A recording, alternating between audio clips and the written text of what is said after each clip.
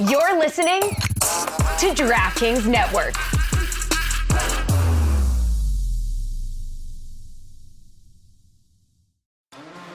Folks, listen up. Smirnoff knows there's no I in football. Football's a we thing, an experience that is best joined together with good drinks and good folks. Smirnoff is the world's #1 vodka and is the official vodka partner of the NFL. And this year, there are more opportunities to watch football and make delicious Smirnoff cocktails than ever before over the holiday season. From Thanksgiving to Black Friday and Christmas, Smirnoff and the NFL are with you every step of the way. So this holiday season, when you're enjoying the game and your cocktails, please make sure you drink responsibly. Take a minute, make a plan, never drive impaired. Smirnoff, we do game days. Please drink responsibly. Smirnoff, #21 vodka, distilled from grain, 40% alcohol by volume. The Smirnoff Company, New York, New York. Please do not share with anyone under legal drinking age. Warning, this product contains nicotine. Nicotine is an addictive chemical. If you're a smoker or dipper looking to make a change, you really only need one reason to do it. But with Zyn nicotine pouches, you can find many. Zyn is America's #1 nicotine pouch. It's made with only 6 simple ingredients. There are lots of options when it comes to nicotine satisfaction, but there's only one Zyn. Learn more about Zyn and find your reason to make a change by registering online at Zyn.com. Chris, your father just looked me dead in the eye and threatened to write a tell-all book.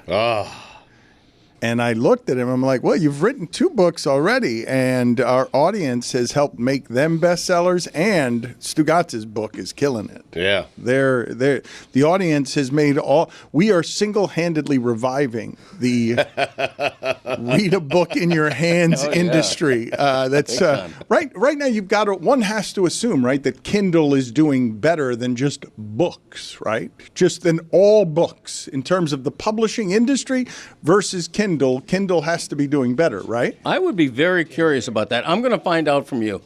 I'm going to ask my source at my publishing house to get that information. Let's do it this way. How many people do you know that own a Kindle versus how many people do you know that own one book? I know a lot of people who own books, but only because I know a lot of old people. I've never seen a bookshelf full of Kindles, but I've seen a bookshelf full of books. Yeah. Good point.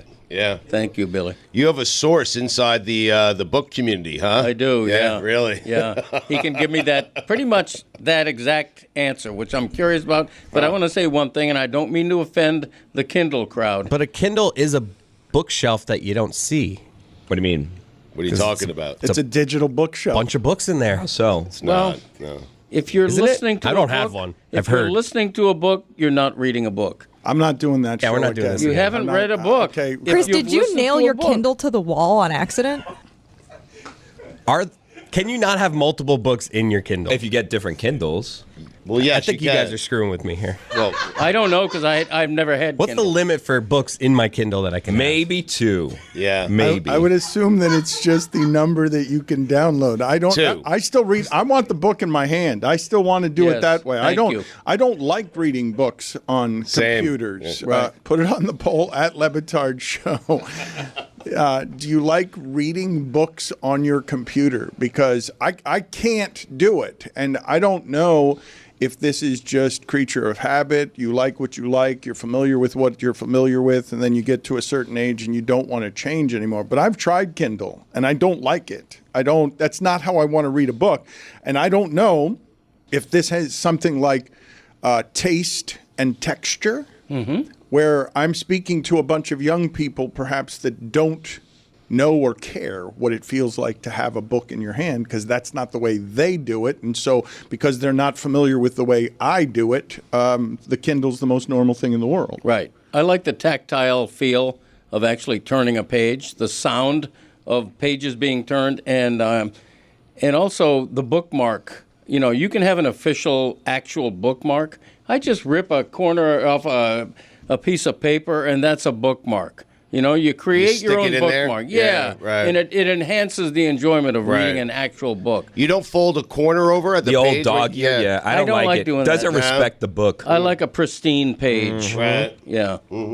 For sure. That's I like to very feel important. the print of the letters also sometimes. It's almost my own version of Braille. I don't know how to read Braille. I respect anyone who can. Right. But sometimes I'll go over the pages and just kind of feel it. Sometimes the words, I don't know if it's the word that's sharp or the ink that's sharp, but sometimes I feel like a little cut almost on my finger when Wow. you go over it. Yeah. I've never done that. Oh, you got Are you reading off of a literal stone tablet?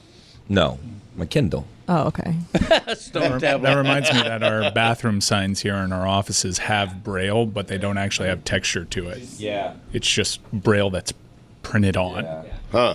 You can only see it. Yeah, that's not great, but I don't believe we've ever had anyone here who would need to use it. So I guess... Isn't that the lamestream media? Just the optics of us caring.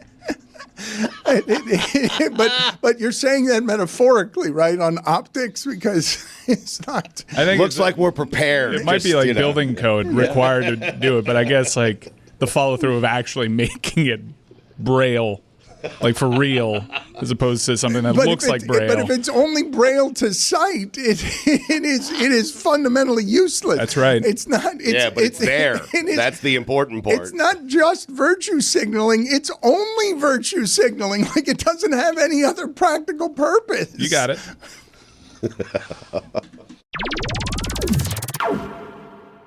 This is the Dan Batard Show with the Stugotz podcast.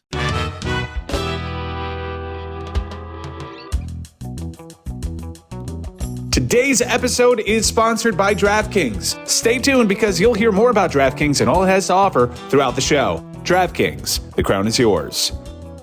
I don't know how much we have left like this in sports now that Nick Saban has left Alabama and Floyd Mayweather is no longer fighting. But tuning in to watch a team lose and tuning in to a game that you don't care about at all because you're assuming that Cooper Rush can't do anything, but you do enjoy laughing at the disgraced brand of the Dallas Cowboys that now is at the bottom of a division with a team that just benched its quarterback for financial reasons more than football reasons. And we're going back to Tommy DeVito. This is not what Jerry Jones had in mind when he said they were all in on this season. But people are talking about his team, Dad, and he cares about that deeply. Yep. They're talking about his team, but they're talking about his team in the worst ways. And now we will go back to the conversation of should the old man be in charge? Because his fingerprints are all over that, and his ego is all over everything there more, and they're broken. And it's not just that they're physically broken at quarterback. We've been questioning that team plenty before they gave that quarterback the money. So now what? Because the Dallas Cowboys season is over. They exist last night on primetime television only for us to laugh at them. They have now lost. I told you this before. It had never happened in the history of the sport. Down 20 plus 5 straight home games. Now it's 6. Like, you don't see anything this bad in that sport. It's the Cowboys and it's Jacksonville. Like, right. And it's not even the Panthers anymore this way, where it's like, oh, you're playing at home and you can't come from within 20 at home. Like you don't have a chance against real football teams. When you ask what's next, they're a year removed from being 12-5. So whether or not you think Jerry should give up power of that team and decision-making power and overseeing everything, he's not going to do it. So what's the point of having that conversation? They are a year removed, with Jerry doing it, from being 12-5. When you say what's next, Jerry's going to have to change the way, his approach to hiring head coaches. Like he's tried it with Mike McCarthy. He's tried it with puppets. Now be the puppet.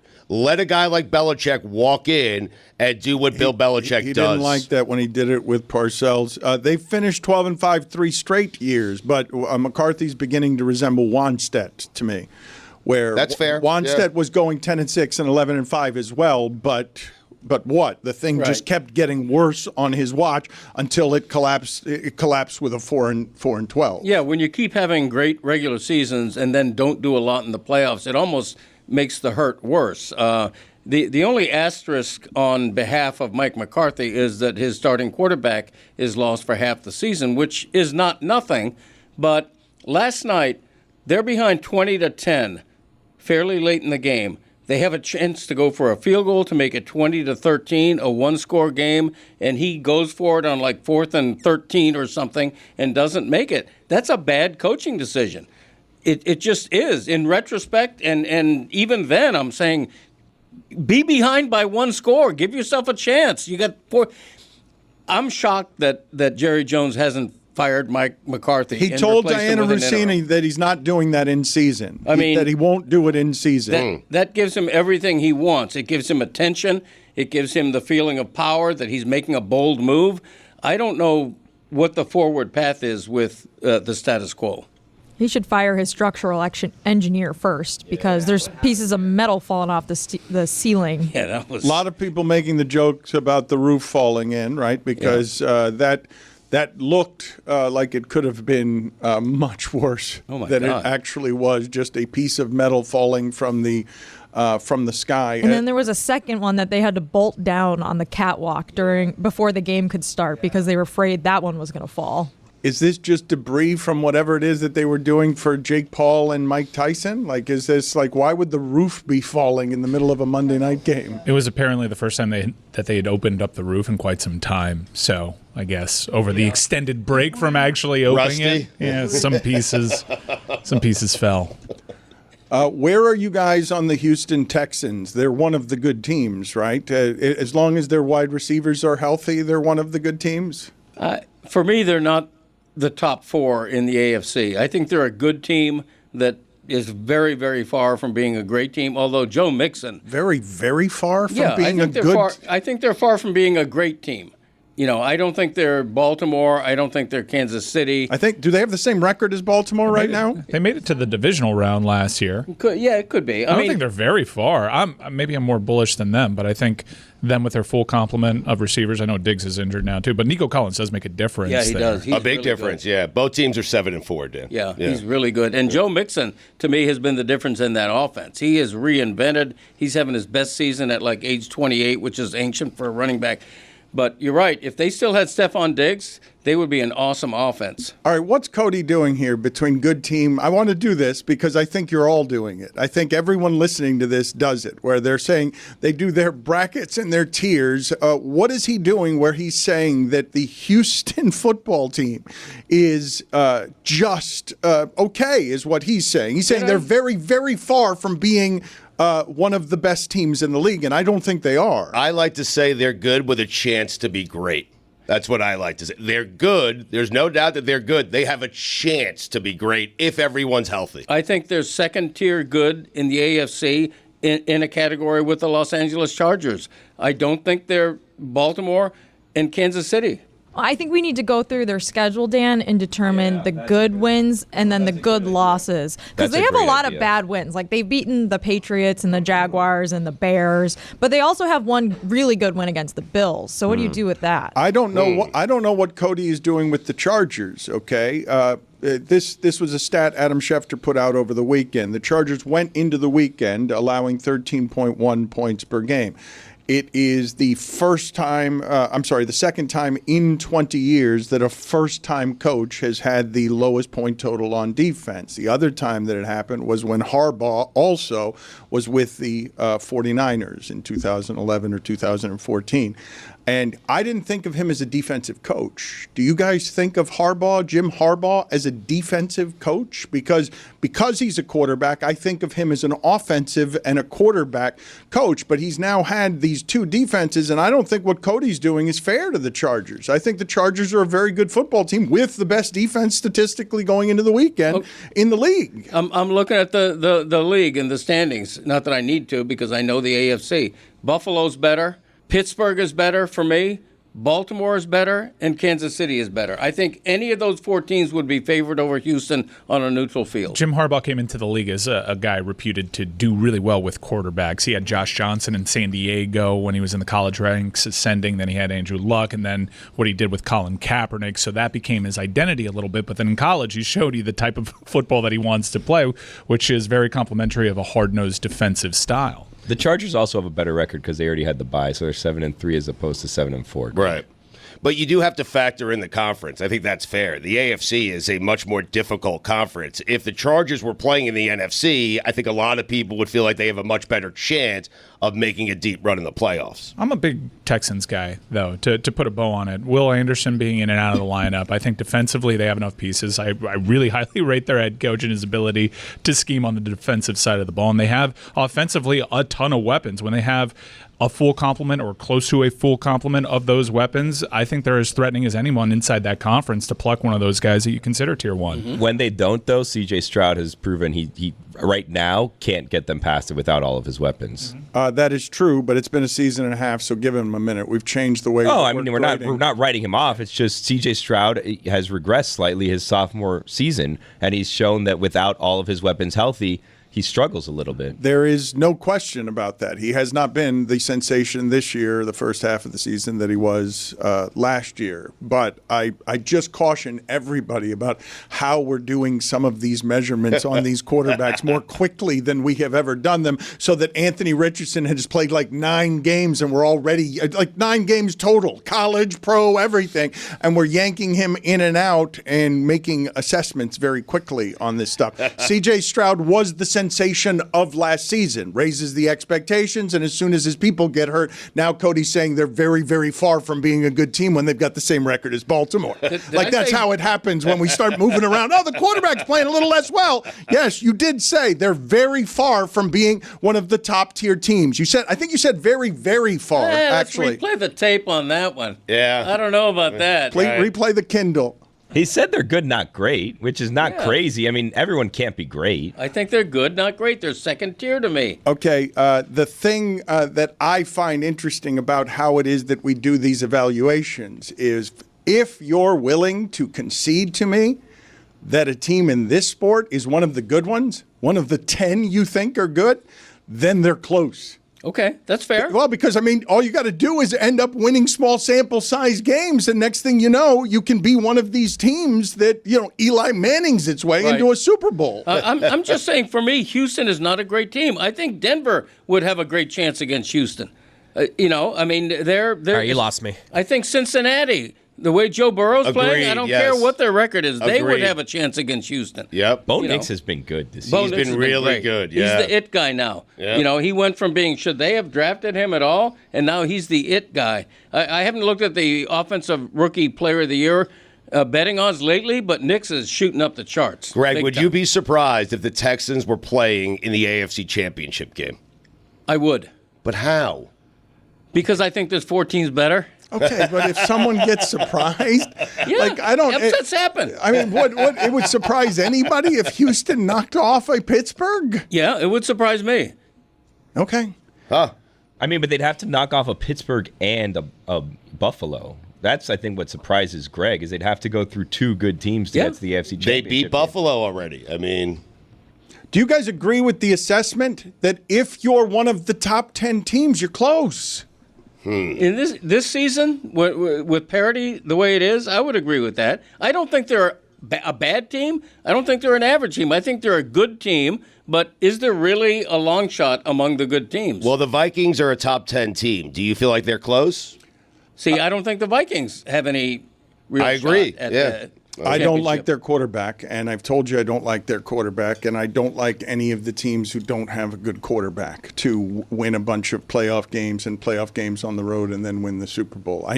What I'd like to see is Lamar Jackson get to the Super Bowl so he can have the comfort of playing against an NFC team, because the teams that he plays against a lot, like Pittsburgh, he does not play against well, right, and he ravages everybody in the NFC. He could get the Lions, though. I mean, I think we're coming down too hard. Love to see that game. Yeah. I think we're coming down too hard on Greg for saying that they're a tier 2 team in his AFC. I think tier 1 is 2 to 3 teams, and Greg's being fair.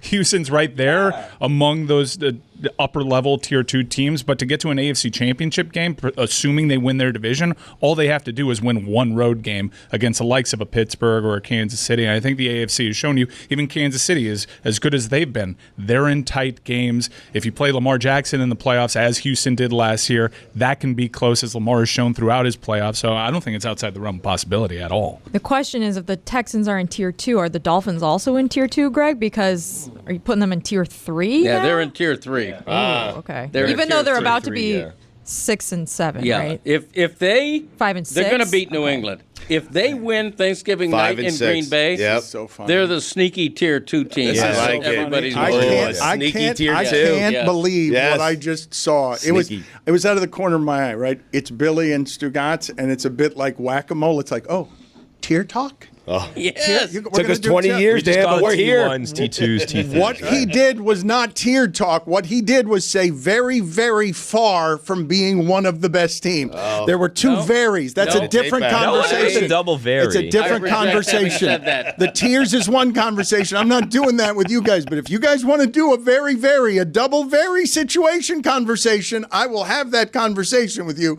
We've been having it for 10 minutes. I don't use double vary. You did. No. I don't think so. I want to hear the tape. Okay, we're going to go back. And when I do it, okay, we're going to punish you at the end of the show today. When we play that tape, there's going to be a punishment at the end of the show that you're going to find out that you got this wrong, because it is specifically what it is that I'm objecting to. I think you're very, very wrong. Okay, thank you. Mm-hmm. You already have it? Wow, that was quick. They already have the sound of what it is that Greg Cody has alleged. This is big. Everything is on the line right now, Greg. I mean... Well, he doesn't know when it is that he uses these verbal crutches to get to his thought, because he does it quite a bit with inefficient language, and I'm watching him at all times. That kind of thing. I think they're a good team that is very, very far from being a great team. Okay. Man. Through technology... The second vary was spliced in. Correct. Yep, you can tell. His mouth didn't line up with I that. reject that. That was you spliced in the second vary. No.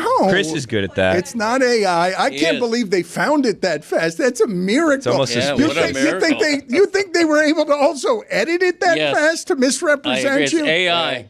Yes. On a bad arm week, they're doing this to you. All right, so you're saying this feels like a dubbed, subtitled movie. I want you to watch your lips here, because you think the AI also altered your lips? I think they're a good team that is very, very far from being a great team. Yeah. I mean, He was saying far during that second vary. Technology can do just about anything. All right, we punctuate the show today with Greg Cody's punishment. I'm going to determine it secretly, and we will get to it by the end of the show, because he got it wrong. Hey, podcasters, it's Mike Ryan, and let me tell you something. The NBA's got a lot going for it right now. Bright young stars hitting the court, teams playing exciting brands of basketball, and celebrities everywhere you look courtside. It's no wonder why tickets are in demand. Let me tell you about my favorite on the secondary ticket marketplace, and that is Game Time, and their amazing new feature called Game Time Picks. It makes getting tickets to see your favorite teams play live even easier. Game Time Picks filters out the fluff to show you only incredible deals on great seats, so you don't have to waste time searching through thousands of tickets. With Game Time Picks, it helps make curation easier to save more on sports, concerts, comedy, theater, and whatever else tickles your fancy. Also, they've got all-in pricing. This feature is huge.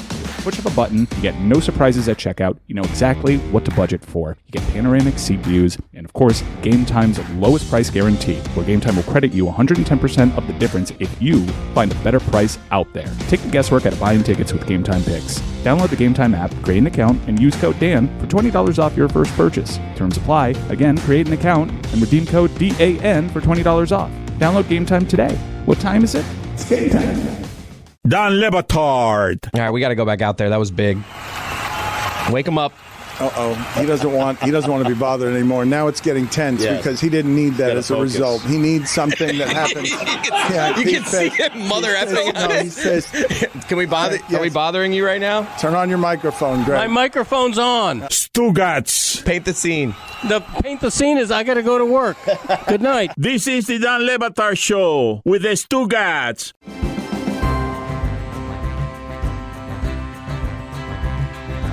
Let's not talk about the good teams. Let's talk about the bad teams, and let's talk about specifically what the Jets have done to Mike Francesa. Listen to Mike Francesa here. The internet is accusing him of being broken. We made 2 plays. How did we make 2 plays? We don't even know how we made 2 plays, but we're up 14-13. Let's go. Let's get Fireman Ed up. I heard Fireman Ed. I heard let's go. I heard there was a lead, and then the whole Jet season collapsed again, as it does every Sunday. Play that again. We made 2 plays. How did we make 2 plays? We don't even know how we made 2 plays, but we're up 14-13. Let's go. Let's get Fireman Ed up. He still got it. I mean, it doesn't feel right to me. I don't know the correct way to do this. to end your career, but I thought he was retiring, and it doesn't feel right to me to watch him shouting into a microphone after a Jets game by himself, and it doesn't seem like he's in a radio studio. I don't know if that might be in his house. It probably is in his house. I think he does a daily podcast.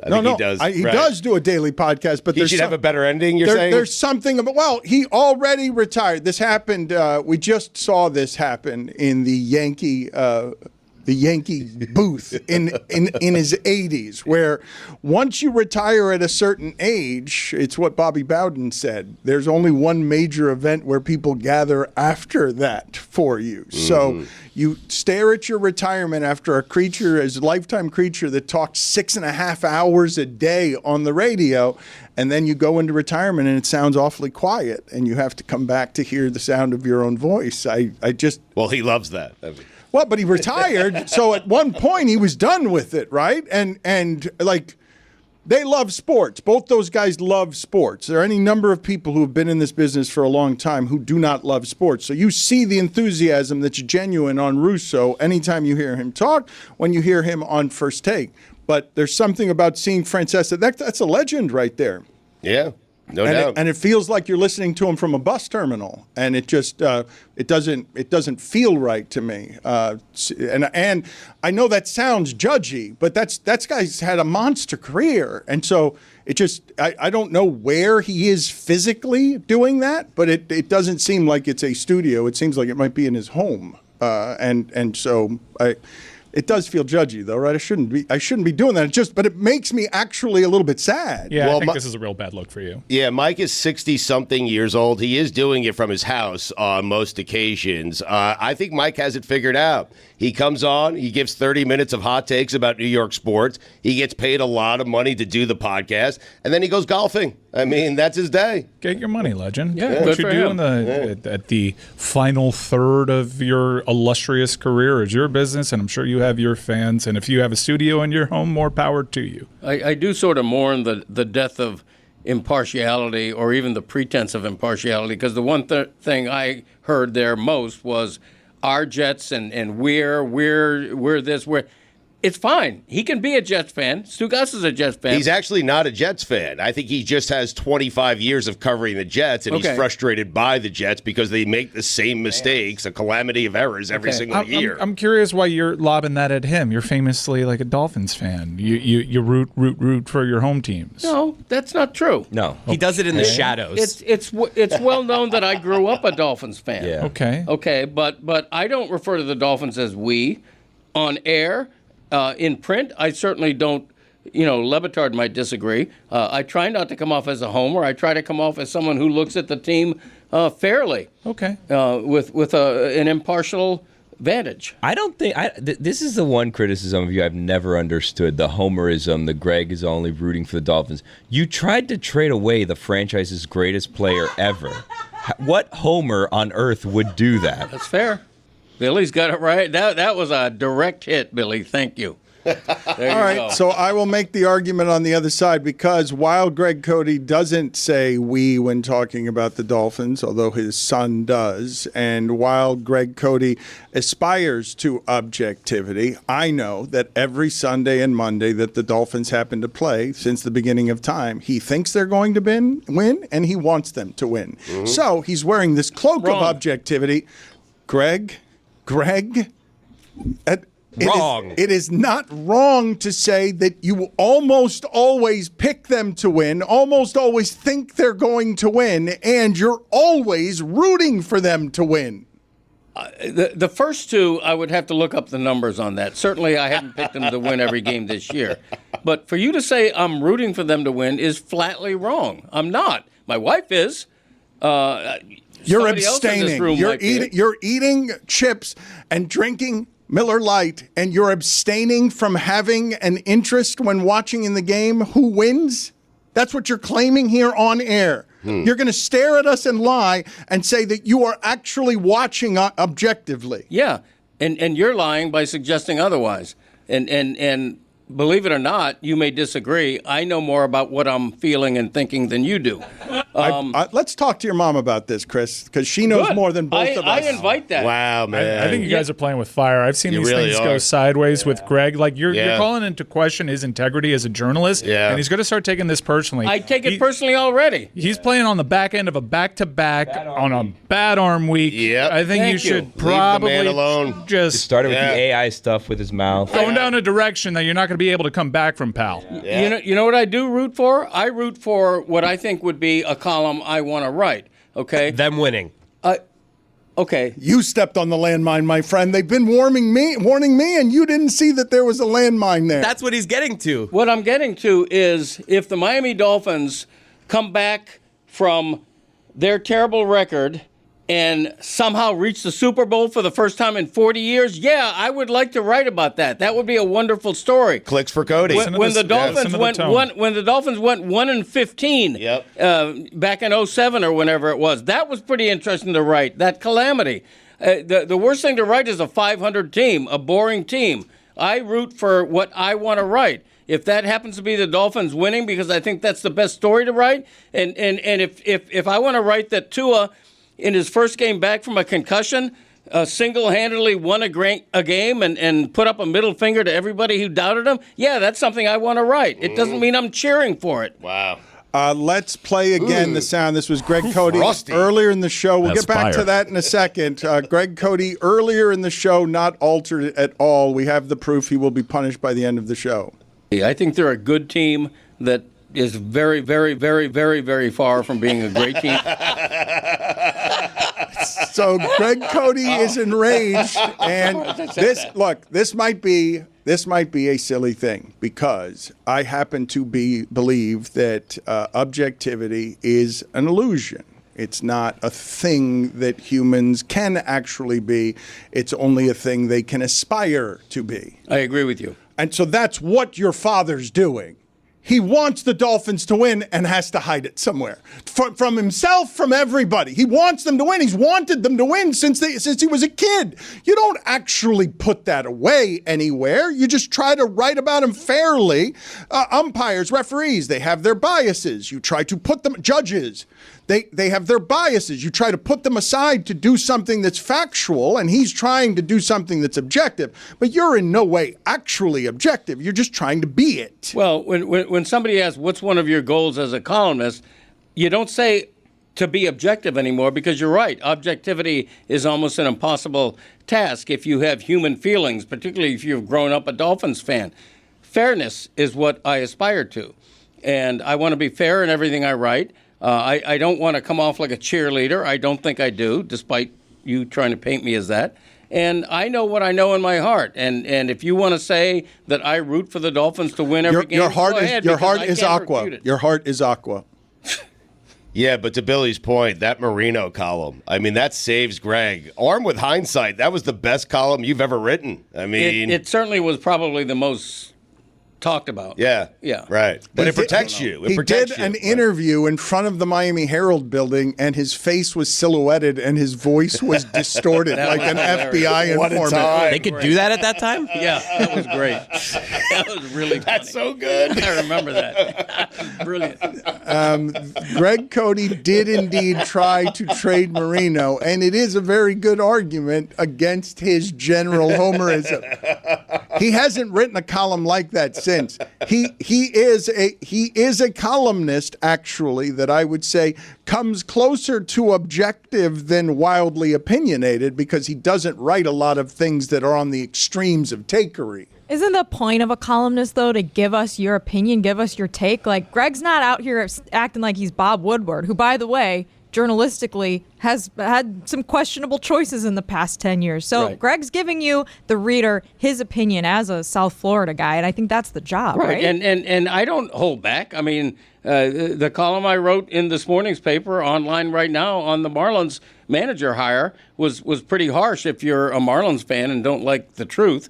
What I wrote was he's going from the mountaintop of the Dodgers to the hinterlands of Miami, and is this guy insane for taking this job?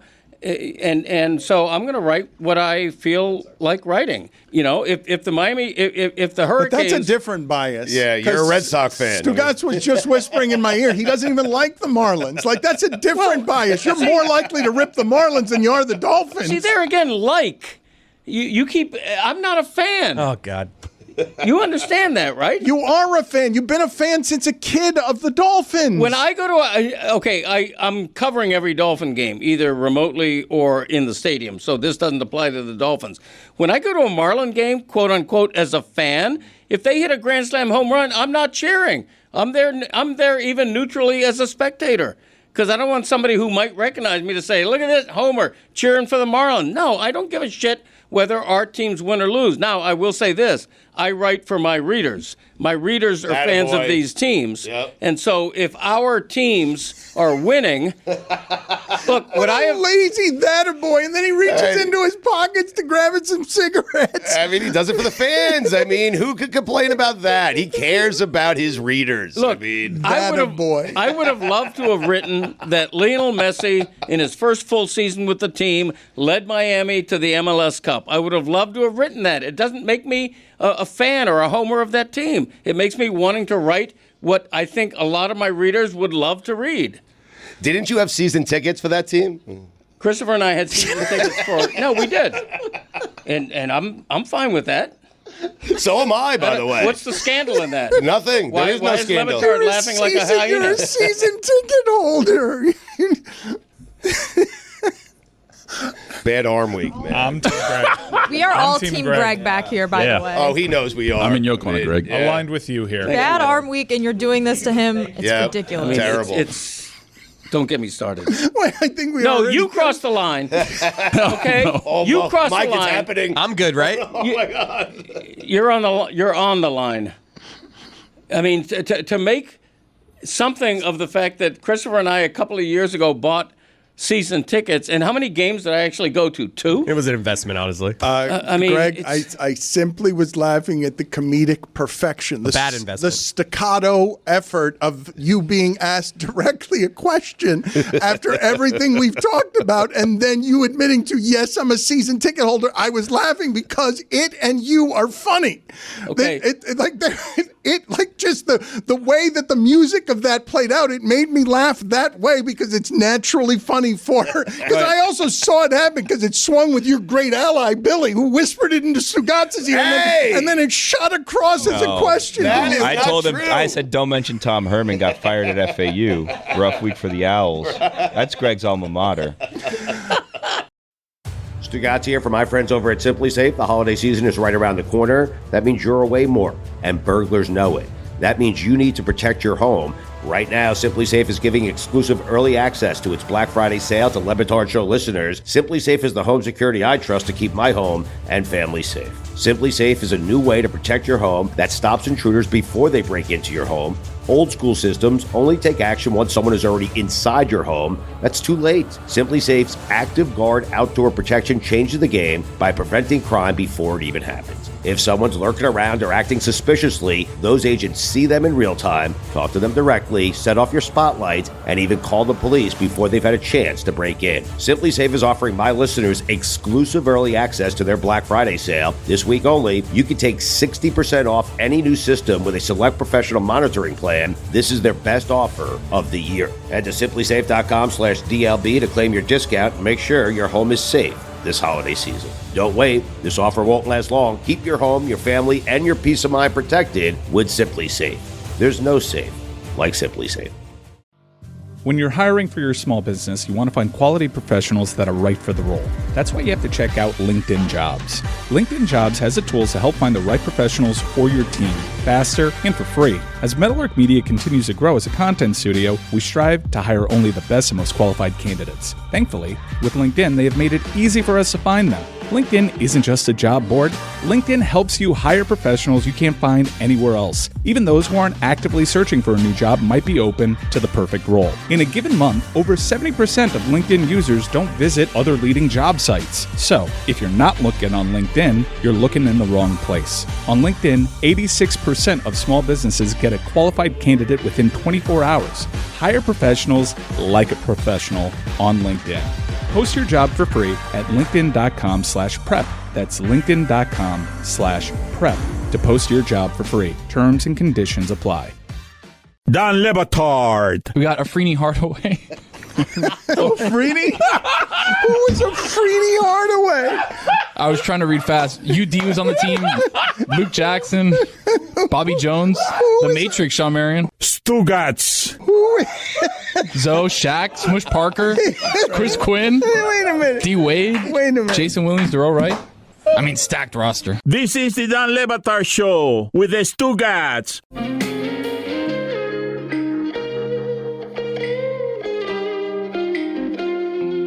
Tony is out on, let's see. Oh, look at this. Tony's at Versailles. Look at this. I love that place. Anytime that anybody comes to Miami and says, where can I get authentic Cuban food? This is where I send them.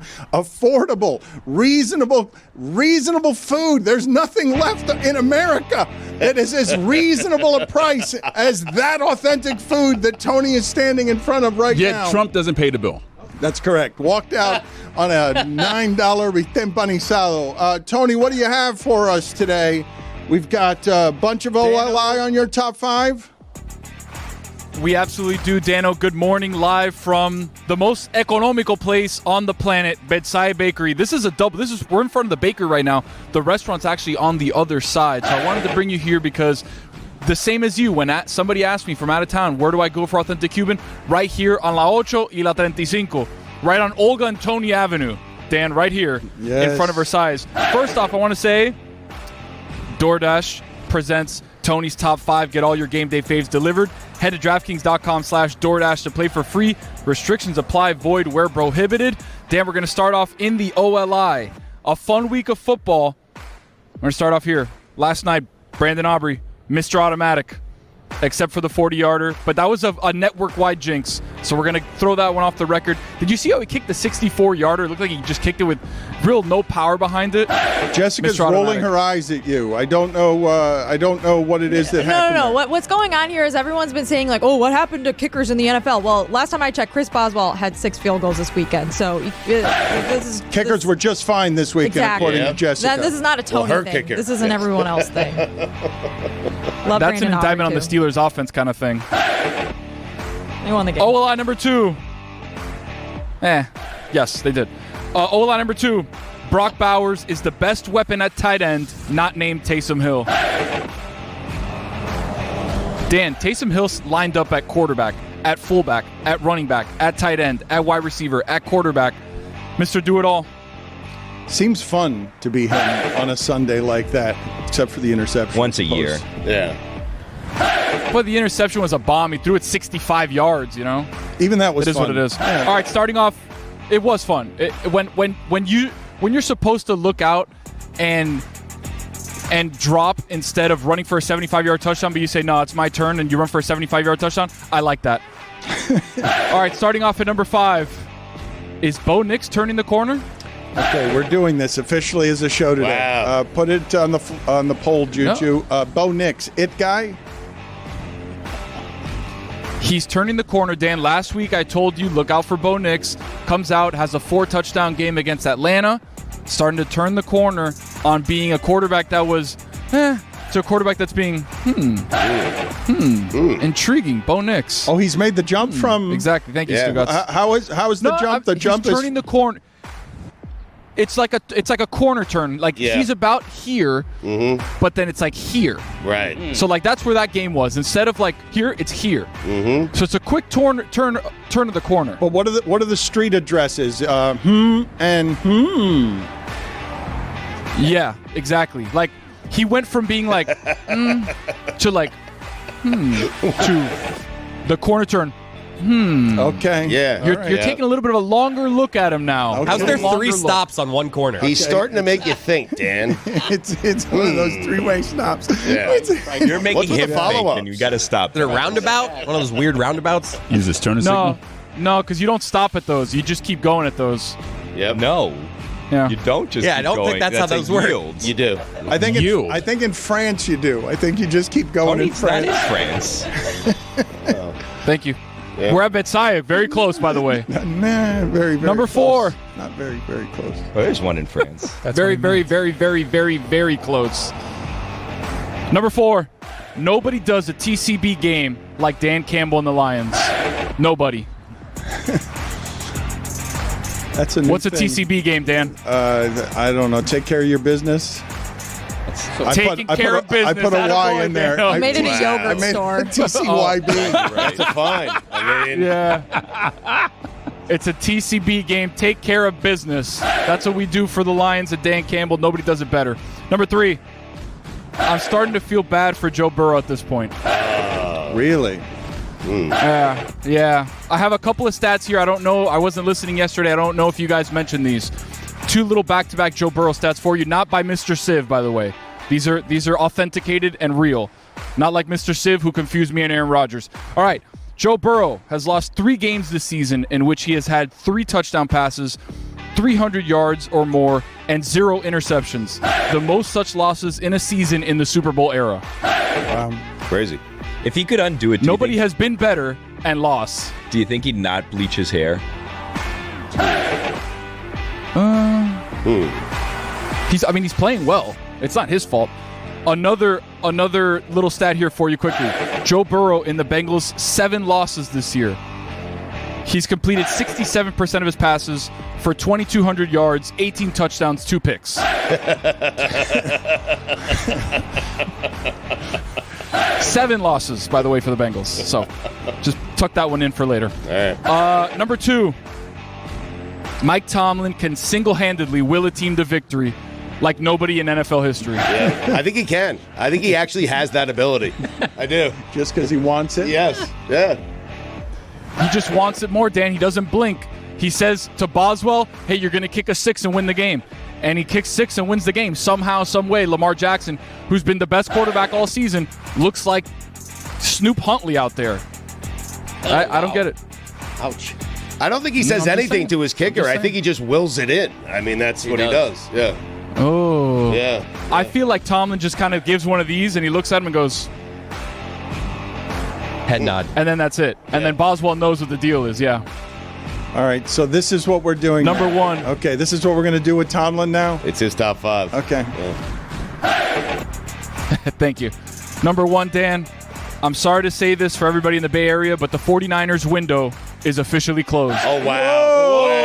Wow. A window has been shut. Whoa! The window is Whoa! closed. I don't want to be the bearer of bad news. Whoa! I don't want to be the bearer of bad news, but I will be. Wow. Yet I am. Exactly right, Greg Cody, who is not a homer, by the way. Thank you. Objective journalist. Appreciate that. The more important point is you have injuries. You have a quarterback that you're going to have to pay coming up soon. There's a lot of things that are not going well for the 49ers. You're last in the division right now. You let Geno Smith walk in for a 13-yard touchdown to win the game. It's over. The window's closed. There's too many good teams in the NFC for you to recover from being 5-5. It's over. And I'm fully expecting them to go 7 straight games and win them all, and then win the Super Bowl after I say this, by the way. It is what we're all rooting for. Thank you, Tony. We interrupted Greg Cody in what was the most indignant sports media rant objecting to being a homer since Bo Bach was on the air in Atlanta and was spouting while shaking a bottle of pills at us because he was objecting to how somebody had called him a homer. And he's not even a journalist like you. He's just a sports radio guy, although he does have a newsletter. I mean, you don't know anything about what you're talking about, and you have the nerve to call up here and say to me that we're trying to upsell the Falcons to you? Sir, you're not a Falcon fan. You haven't been. And if you have been, you don't know what you're looking at. Stop being a homer, Bo. Get out of my I'm the last one who's a homer. Don't you ever call me a homer. Who the hell do you think has been saying the truth since 1973 on Atlanta radio? Who? Hey, podcasters, it's Mike Ryan, and let me tell you something. The NBA's got a lot going for it right now. Bright young stars hitting the court, teams playing exciting brands of basketball, and celebrities everywhere you look courtside. It's no wonder why tickets are in demand. Let me tell you about my favorite on the secondary ticket marketplace, and that is Game Time, and their amazing new feature called Game Time Picks. It makes getting tickets to see your favorite teams play live even easier. Game Time Picks filters out the fluff to show you only incredible deals on great seats, so you don't have to waste time searching through thousands of tickets. With Game Time Picks, it helps make curation easier to save more on sports, concerts, comedy, theater, and whatever else tickles your fancy. Also, they've got all-in pricing. This feature is huge.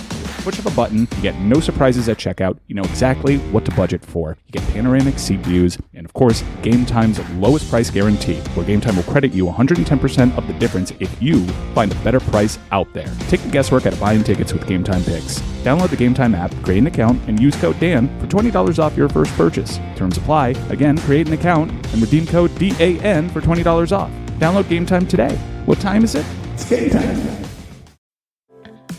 Stugotz here. When you're hiring for your small business, you want to find quality professionals that are right for the role. That's why you have to check out LinkedIn Jobs. LinkedIn Jobs has the tools to help find the right professionals for your team faster and for free. As Meadowlark Media continues to grow as a content studio, we strive to hire only the best and most qualified candidates. Thankfully, with LinkedIn, they have made it easy for us to find them. LinkedIn isn't just a job board. LinkedIn helps you hire professionals you can't find anywhere else, even those who aren't actively searching for a new job but might be open to the perfect role. In a given month, over 70% of LinkedIn users don't visit other leading job sites. So if you're not looking on LinkedIn, you're looking in the wrong place. On LinkedIn, 86% of small businesses get a qualified candidate within 24 hours. Hire professionals like a professional on LinkedIn. Post your job for free at linkedin.com/prep. That's linkedin.com/prep to post your job for free. Terms and conditions apply.